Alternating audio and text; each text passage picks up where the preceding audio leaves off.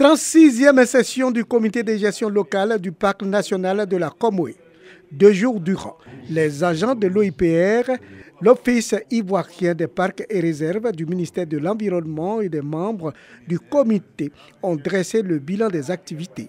Bilan jugé positif vu la réduction significative des agressions sur le parc. Le grand défi à relever, c'est l'orpaillage clandestin.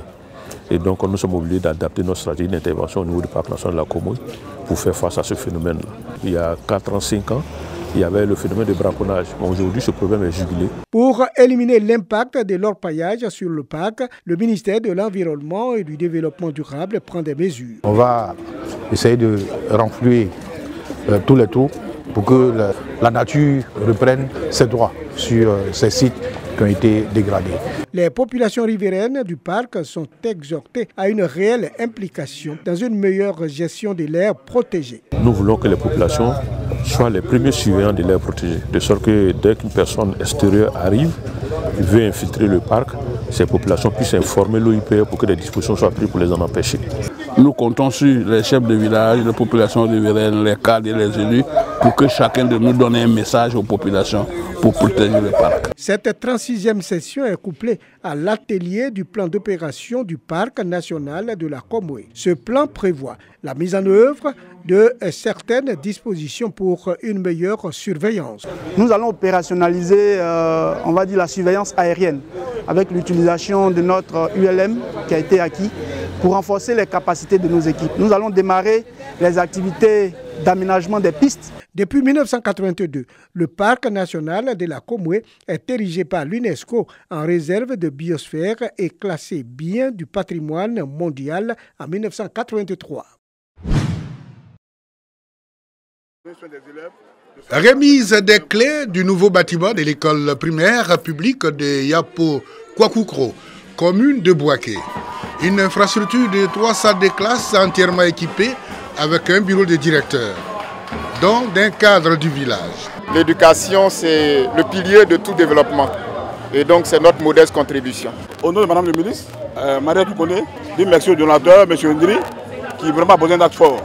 Le don vient soulager les écoliers qui prenaient les cours dans des conditions difficiles, avec les premiers bâtiments construits en 1984 se trouvant dans un état de dégradation très avancé. La suite appartient aux parents qui doivent véritablement suivre les enfants, veiller à ce que, de retour de l'école, ils puissent apprendre leurs leçons. Un geste salué par le président de la mutuelle de développement. Notre mutuelle, son objectif, c'est de contribuer au développement. Nous avons entrepris de faire des états généraux de l'éducation, surtout dans les 8 villages qui composent le Bongay, pour diagnostiquer les problèmes de l'éducation et proposer des solutions. 800 kits scolaires ont été offerts aux écoliers issus des familles démunies au cours de cette cérémonie.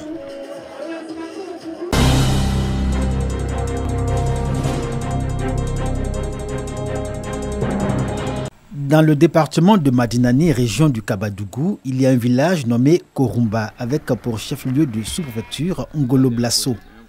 Korumba peut se targuer de ses acquis en termes de développement et de progrès, à l'exemple de son centre de santé et de son école, doté d'une section maternelle.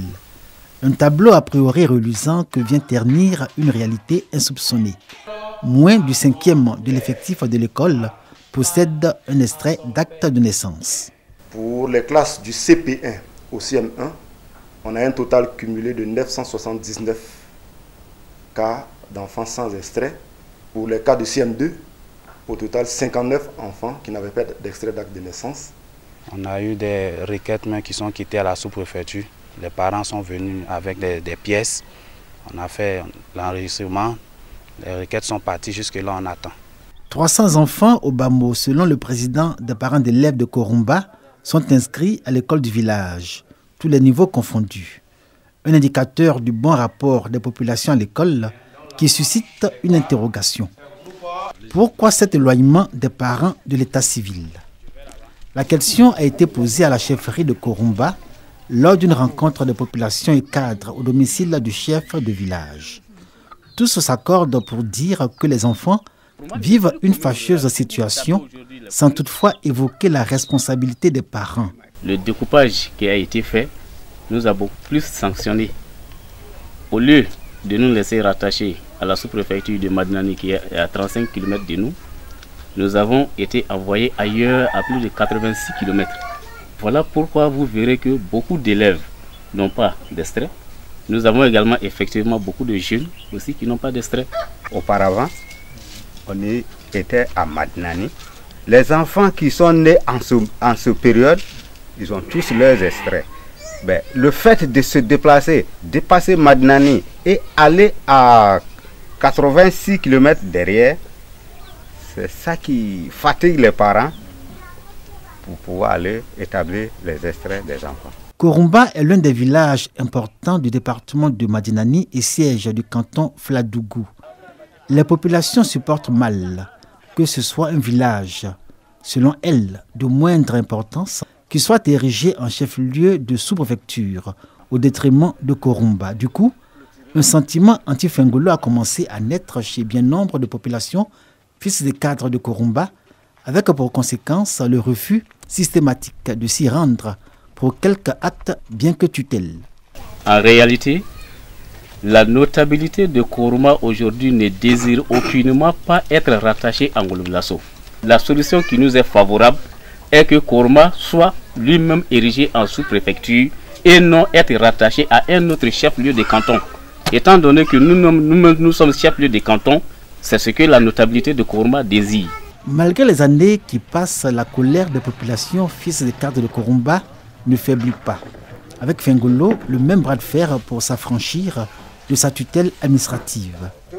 Pendant ce temps, l'école poursuivait sa marche et le rang des enfants sans extrait d'acte de naissance continuait à grossir. Puis le temps passe et comme une providence, vient le moment des audiences foraines, opérations au cours desquelles les parents ont la possibilité de se mettre en règle vis-à-vis de l'état civil. Ce qui apparaissait comme une délivrance pour les enfants et une opportunité pour les parents allait se transformer en attente trompée.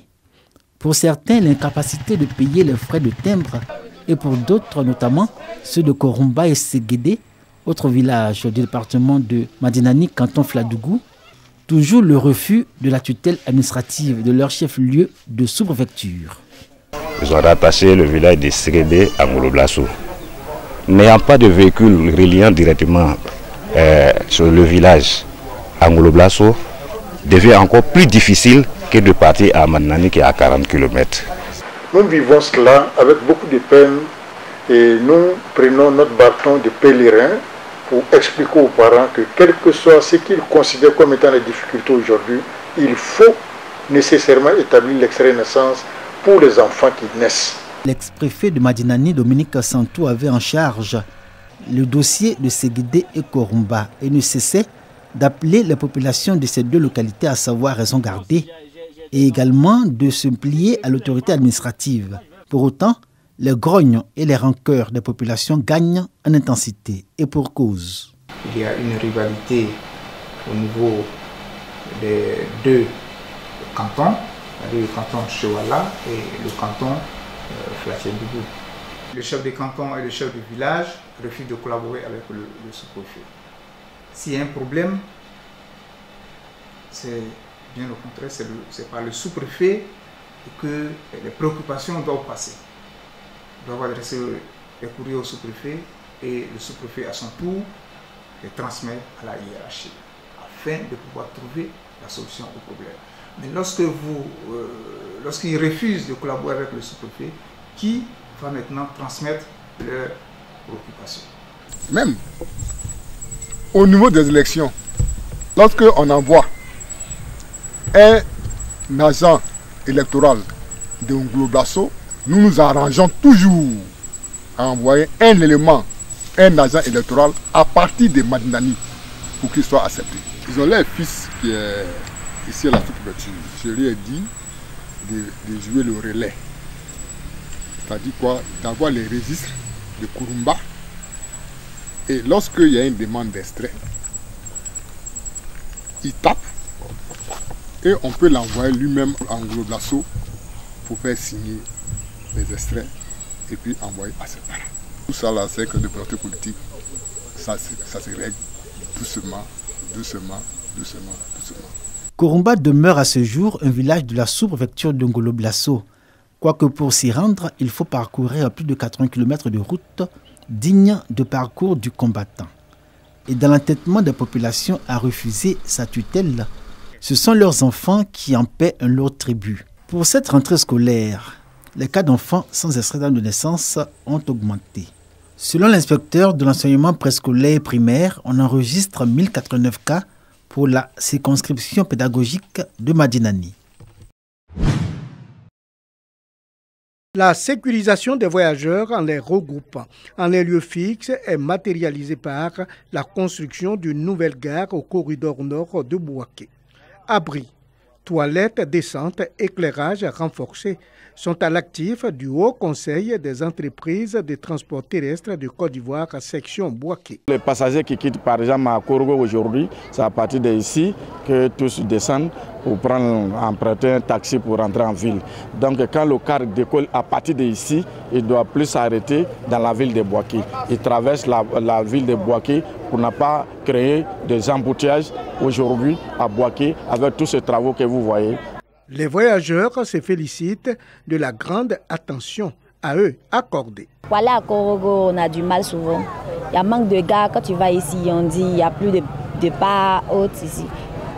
Donc s'il y a une nouvelle gare ici, ça va nous permettre de facilement faire le voyage, effectuer le voyage, se déplacer rapidement. Un regroupement des voyageurs qui facilite le travail des conducteurs. Ça met plus en sécurité notre passager. Vraiment, on n'a pas de problème au niveau de là. On est bien ravis de cela. On n'a pas de problème. Le Haut Conseil a toujours eu pour souci les déplacements dans la quiétude partout en Côte d'Ivoire.